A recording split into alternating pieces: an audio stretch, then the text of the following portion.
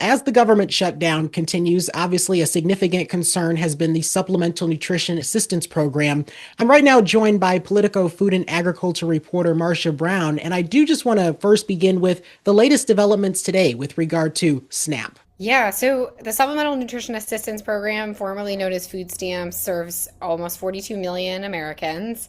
And it went dark November 1st during the government shutdown. So people haven't gotten benefits since then. And states, cities, nonprofits sued in federal court. And today, after last night, I should say, a federal court ordered the Trump administration to fully fund November benefits.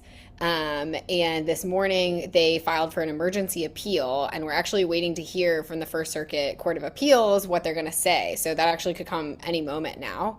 But in the interim, some states have actually started to pay some benefits. There's a lot of confusion about exactly what's going to happen, and we're still kind of waiting for a court decision on this. And it's kind of like the Trump administration has two different approaches to funding SNAP during this shutdown because the president said in a Truth Social post that he'd be more than happy to fund SNAP, but then at the same time, the administration is also appealing a ruling that's forcing it to fund the program. So, what is behind this, I guess, two different approaches to SNAP? Exactly. It's a little bit wonky, complicated, so I'll try to explain it as simply as possible. But so when we hit that November 1st deadline, initially the Trump administration said that they couldn't actually tap a contingency fund for SNAP. They said that that fund was actually for like emergencies like hurricanes, that sort of thing.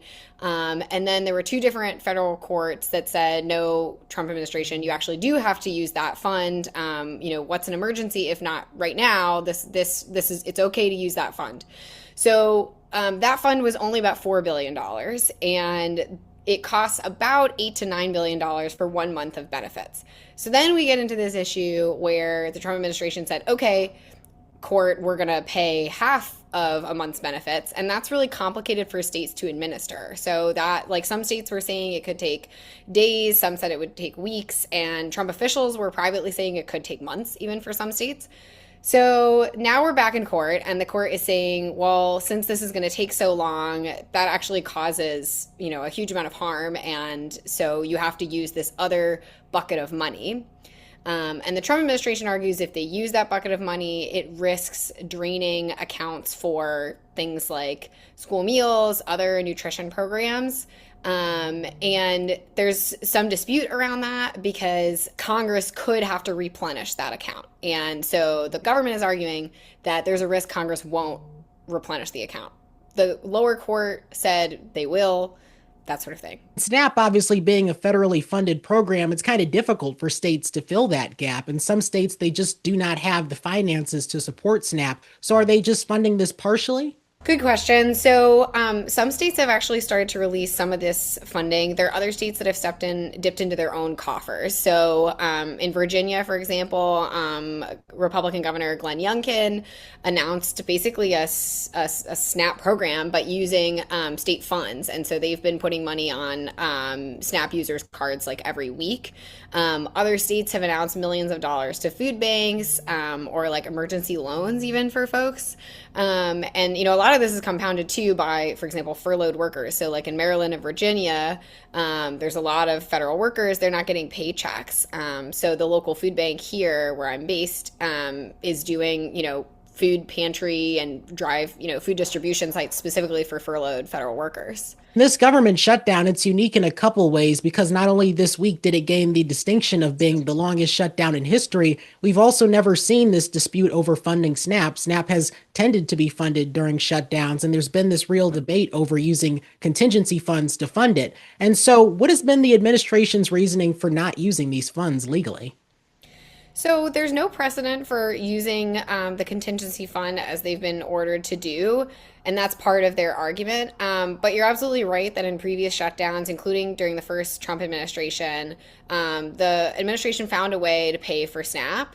And I think some of the critics of this position, this Trump administration position, argue that, maybe there could be some questions around if it was proper to do it this way. But at the end of the day, people are saying the administration should find a way to, feed people and make this program work. I spoke to former secretaries of agriculture of both parties that said, in some, where there's a will, there's a way, and made that argument. And as I understand it, there tends to be this delay too in administering benefits. So, what are some states experiencing in terms of the delay from funding becoming available to that funding ending up on those EBT cards? Part of the issue is this partial benefit problem, right? So states typically give full benefits, and when you do a partial benefit, whether it's 50% or 60%, as the administration later revised their guidance, it becomes a lot more complicated, and states have to actually look at a family's allotment, as it's called, and say, okay, well,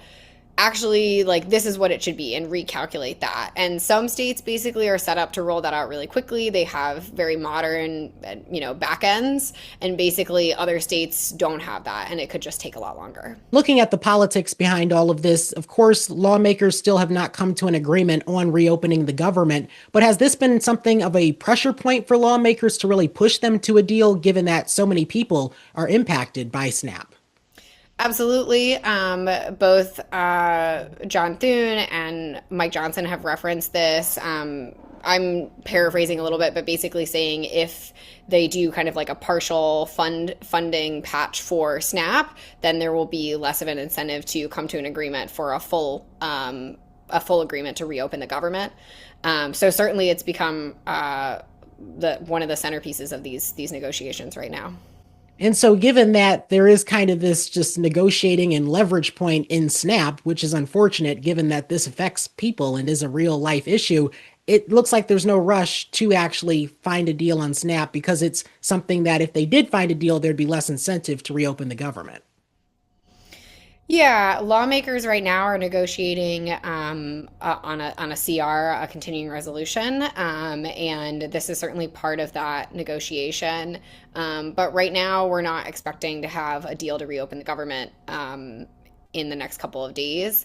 Of course, that could change anytime, and if the government does reopen, SNAP benefits would be refilled immediately. Finally, here, long term, there, of course, is that potential lapse or delay that will exist because of SNAP not being funded. How are different approaches being taken at the local level? I know we mentioned that states have stepped up to fill the gap, but locally, how has this been playing out? So at the state and local level, we're definitely seeing a lot of food banks and pantries step up. People are doing, I've seen people on like social media doing fundraisers for their food bank. Definitely seeing a lot of coverage of that. And yeah, states are trying to fill the gap, but I think Feeding America, which is they're the biggest food bank network, they have the statistic that they point to frequently, which is that for every meal a food bank provides, SNAP provides 9. So just the scale of SNAP being so much bigger than the charitable food network makes it really hard for a lot of these organizations, even if they're experiencing this influx of support, to fill that gap. For sure, and definitely when you're comparing what the federal government is able to do versus what individuals can do, certainly a significant difference in scale. Thank you so much, Marcia Brown, food and agriculture reporter for Politico. Thanks for having me.